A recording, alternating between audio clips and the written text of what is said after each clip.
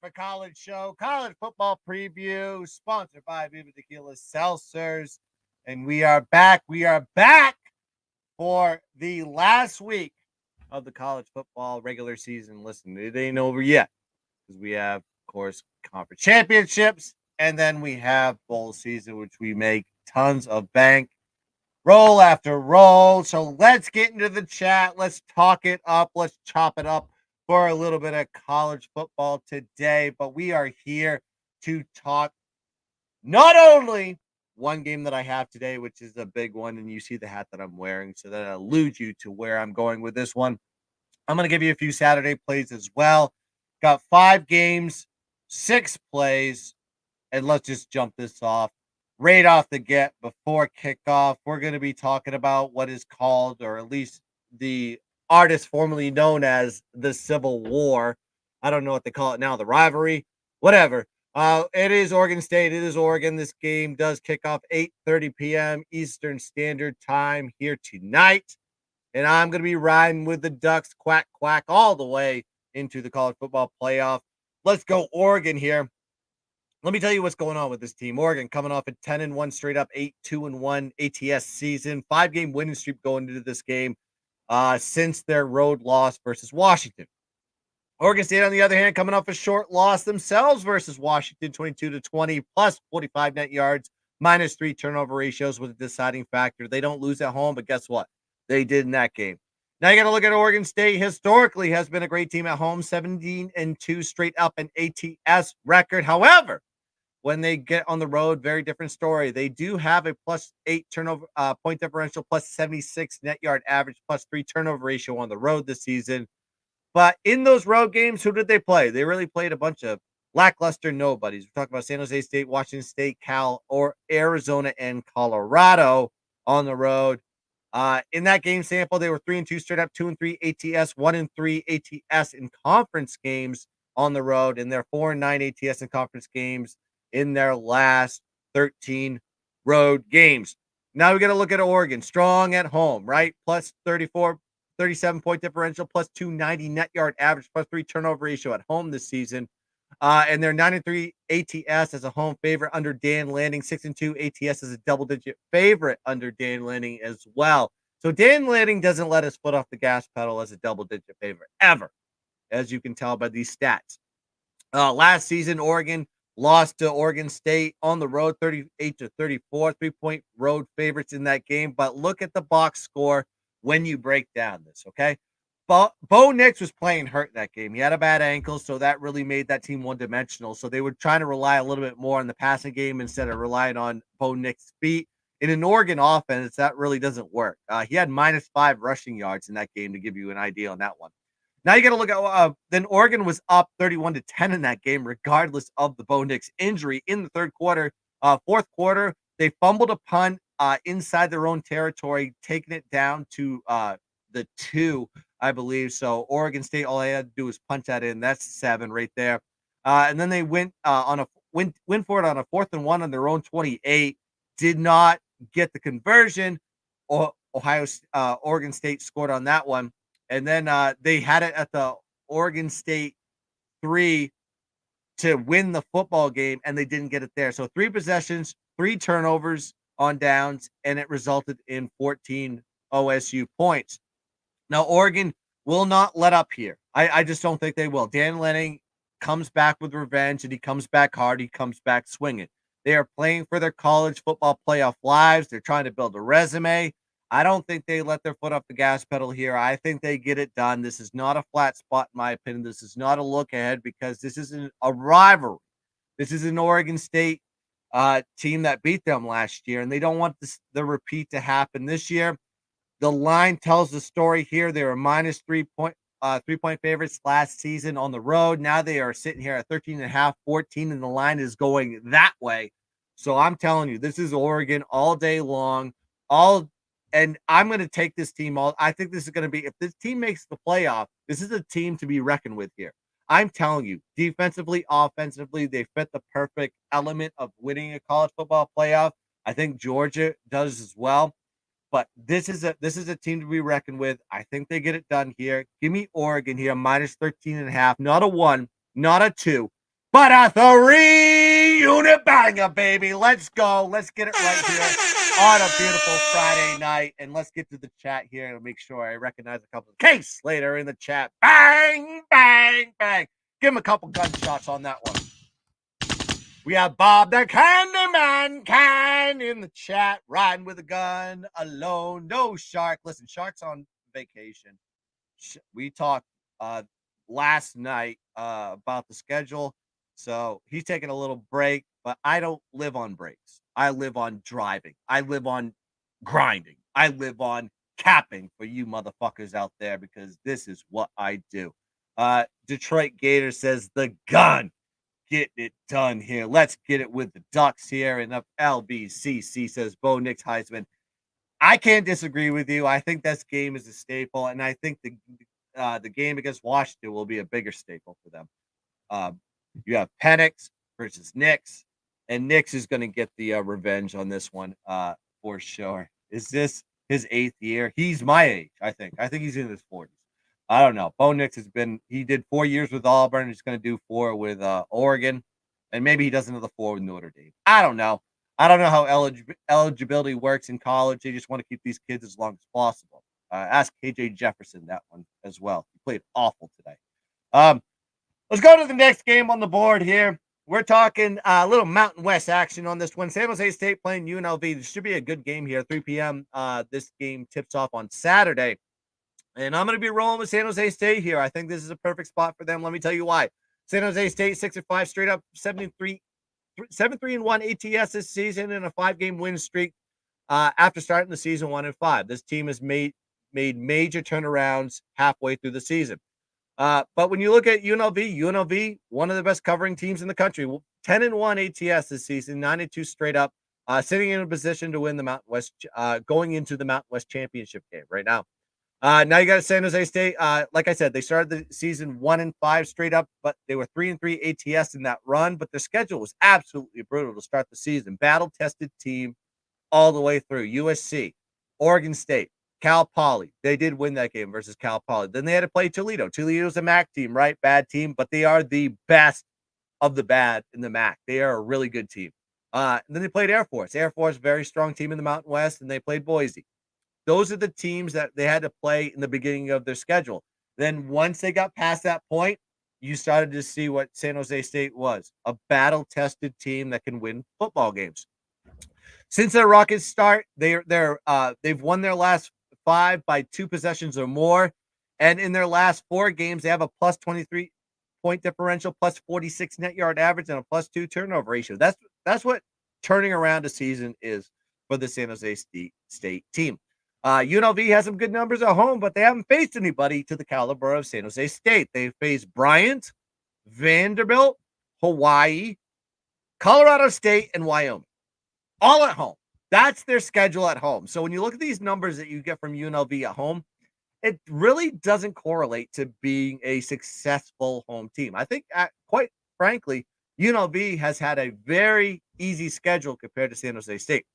And of course, these two teams do meet annually. In the history of this matchup, UNLV is 2-8 straight up in ATS versus San Jose State dating back to 2013.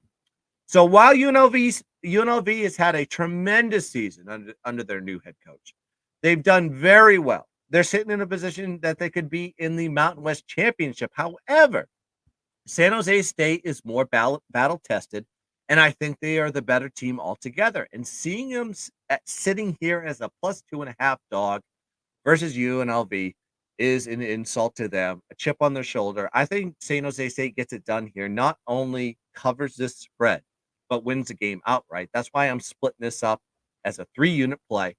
Give me San Jose State plus 2.5 as a 2-unit, and then give me a little bit of the money line plus 122, 1 unit as well. That is a 3-unit. Let's get it done, baby. Kay Slater in the chat says, Gun, did you enjoy your Thanksgiving? Yes, I did. We just cooked some Cornish game hens. We had a bunch of sides that my wife cooked up. Kids enjoyed it. We had a blast, man. Had a great breakfast. Saw some TikTok breakfast shit that I picked up.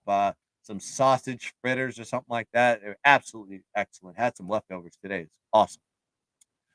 Free Mind said that motherfucking gun banging. What it do? Give him a gun for that. Give him a horn for that one. And of course, LV says Rebels hit the over. All right, you love the Rebels. We get it. We're not on the Rebels. We are on San Jose State all day long.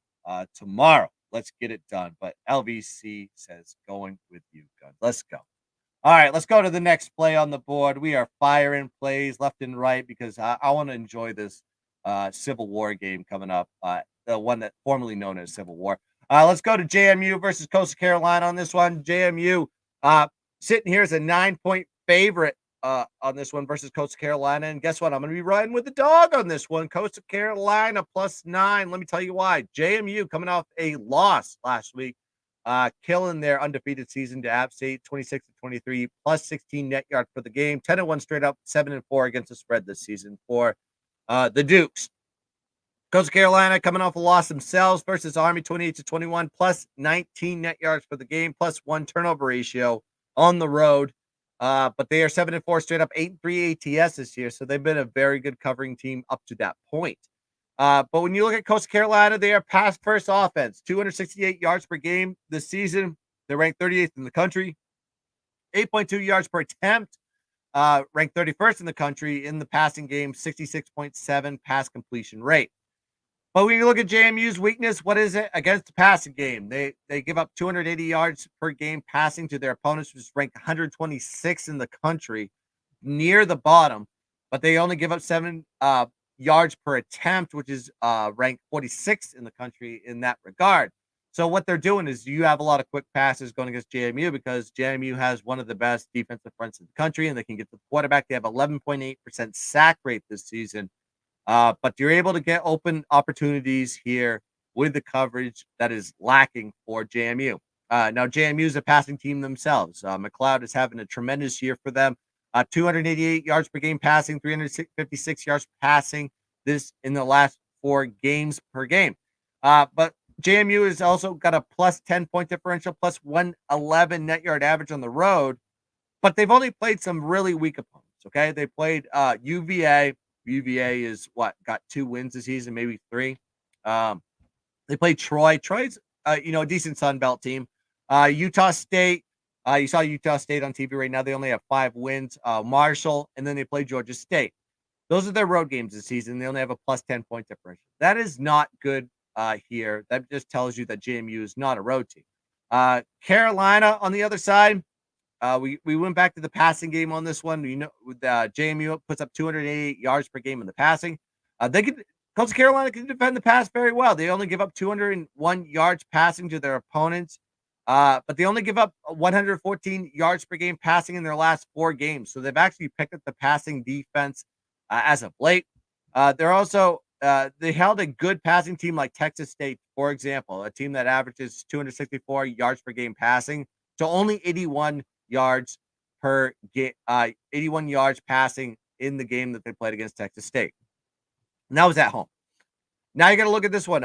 Last time these 2 teams met was in 2022, and JMU beat the snot piss out of Coastal Carolina 47-7 as 14.5 point home favorites. Now the line is sitting at 9. A lot of that had to be with the quarterback situation with Coastal Carolina.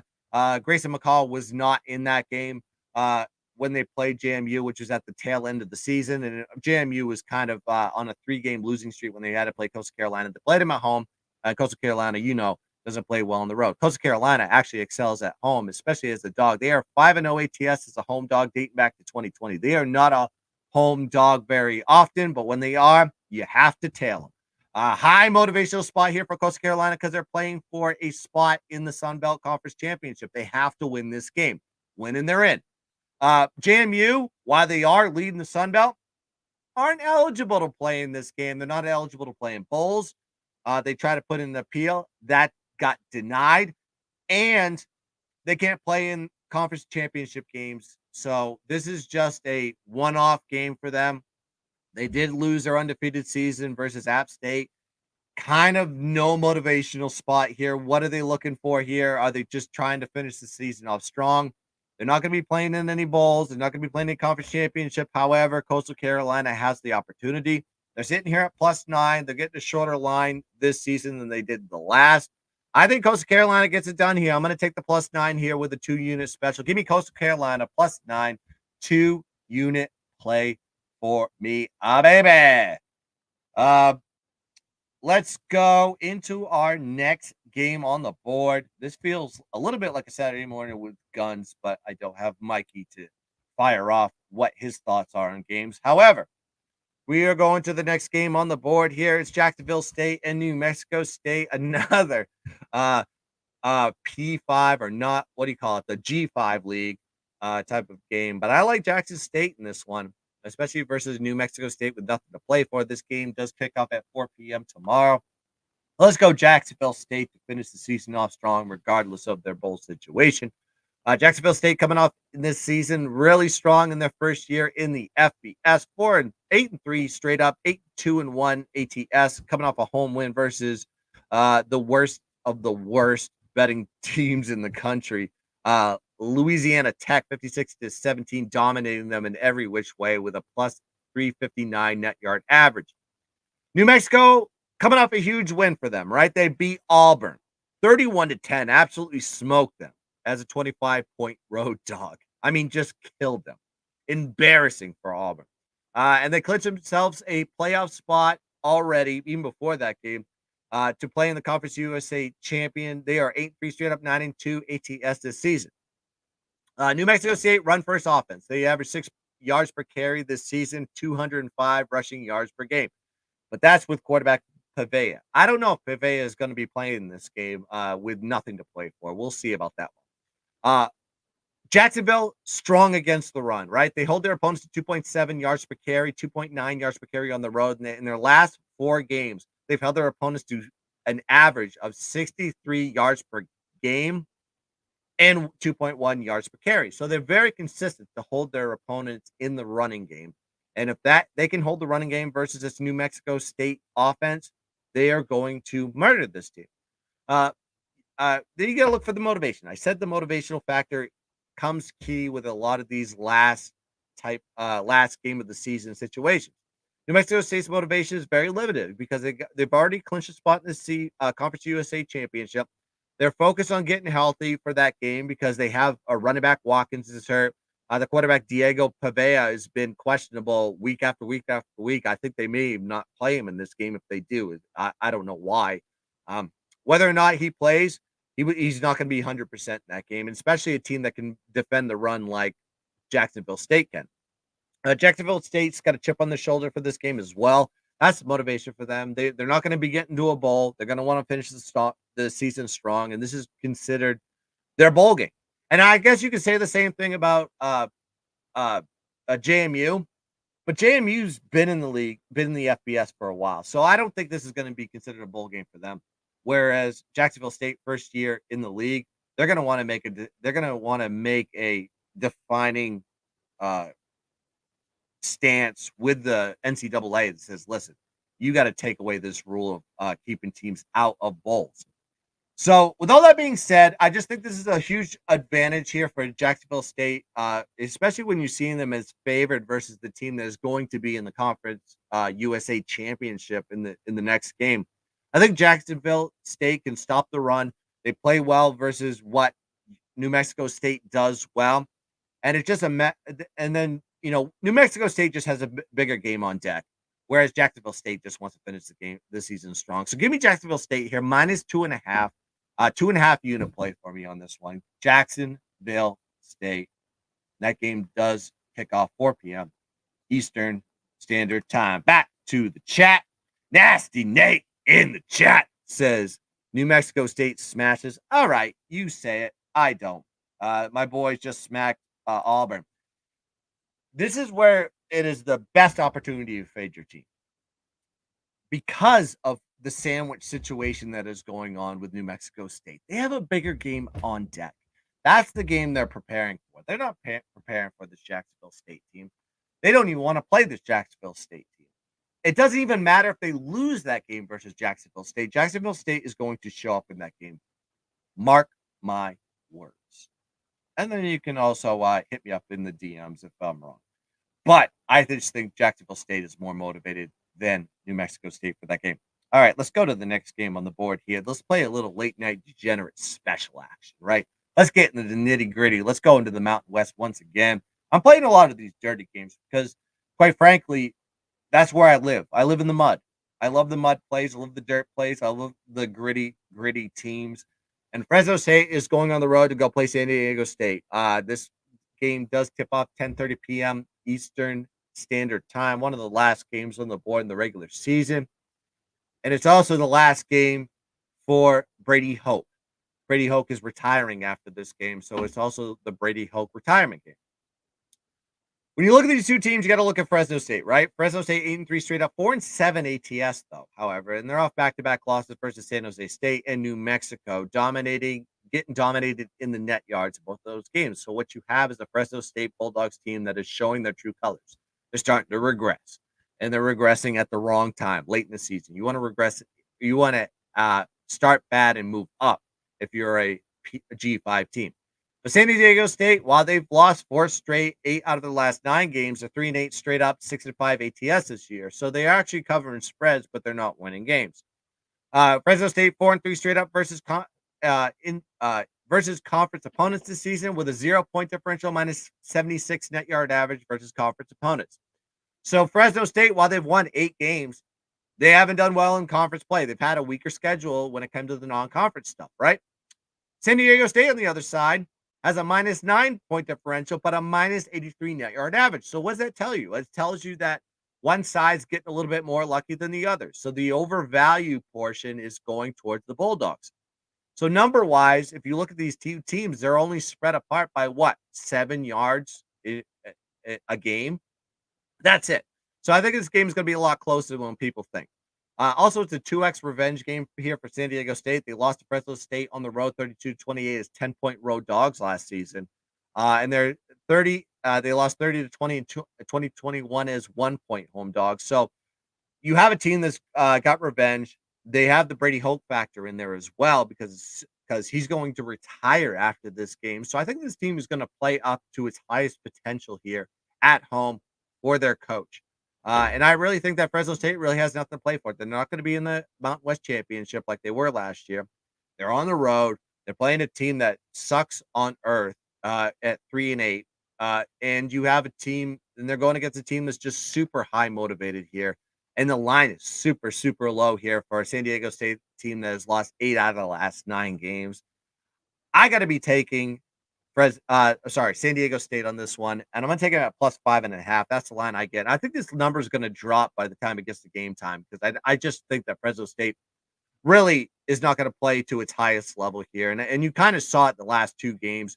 I mean, losing to New Mexico the way they lost kind of tells a story of where this team is going, and it's going down. And I think you need to fade them in their bowl game as well. So give me San Diego State here in the Brady Hoke retirement special. Play of the year. Give me San Diego State plus 5.5, 2.5 unit play as well. Wow. So that's the card for the final regular season show of the Shark and the Gun College Knowledge for College show. But let's get into the chat. Let's talk to the people here. Nasty Nate talking about Auburn. I'm sorry, talking about his team, New Mexico State. Nah, I see them in their locker room getting amped. Okay, we'll see. We shall see. In case Ada loves the degenerate specials, let's give him a horn for that one. Late night bangers is the only way to go. Go Aztecs. I'm going to bring back the late night bangers for college basketball. College basketball has been cooking for me. I'm on I think we were on a 14-4 streak in college basketball. I'm going to lose a couple of these games coming up. I just see regression coming. I'm way too hot in that sport right now this early in the season. I need to be hot late, not early. So to recap for everybody that is just joining us now, joining us later, before I recap, I got to say this. Make sure you hit the like and subscribe button. Make sure you hit the like first and foremost because that keeps us in the algorithm. There's a thumb that's on the side. You just click that thumb. That's all you got to do. And make sure you subscribe to the channel if you don't do so already and hit the bell so you always see every time that we go live. That is what's going on here. And then LVCC says Utah State by 3. That is a winner for New Mexico. Damn it. I needed that win, baby.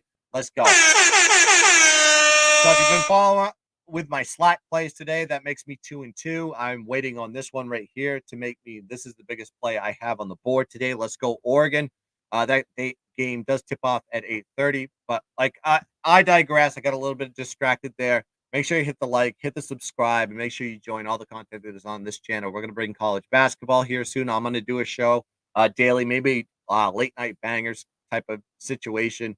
Uh, Also going to be doing the NBA content. Shark is going to do that with NBA Payday, so go check that out. And also just all the NFL content that's going to come through all the way through the playoffs. With the Circa Million Show, we've been cooking really hot on the NFL as of late. So let's keep that moving into the rest of the season. To recap for everybody that is just joining us now, we got Oregon minus 13.5. I think it's minus 14. You can still take it at that. I think Oregon blows them out here. It's not going to be funny.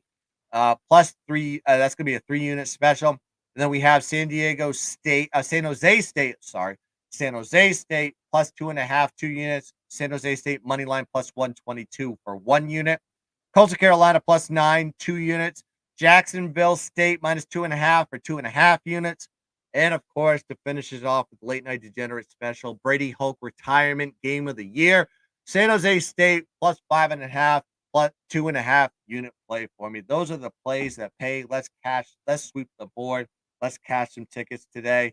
Want to make sure I recognize everybody that has joined us in the chat. Kay Slater, Bob the Candy Man, Can, Detroit Gator, LVCC, Free Mind, and the rest of you beautiful batches that are just watching this and not in the chat. And of course, have to hit up this one. Go Blue.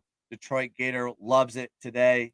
Bob the Candyman has been fun with the gun, 100%. And if you want to join me for more fun, join me at 10 a.m. tomorrow. I'm going to do another show. It's called Saturday Mornings with Guns Picks. I'll give the cup of coffee parlay as always.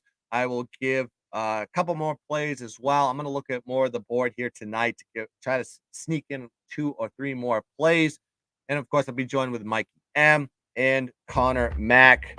Hopefully he joins us as well. And we're going to be firing more plays left and right. So join us for that. That is at 10 a.m. Eastern Standard on this channel, Sharky Waters Nation. So thanks for everybody that's joined. Thanks for subscribing. Thanks for liking. Let's cash some tickets. Let's go, Ducks. And as always, let's keep dancing. Bang, bang, bang.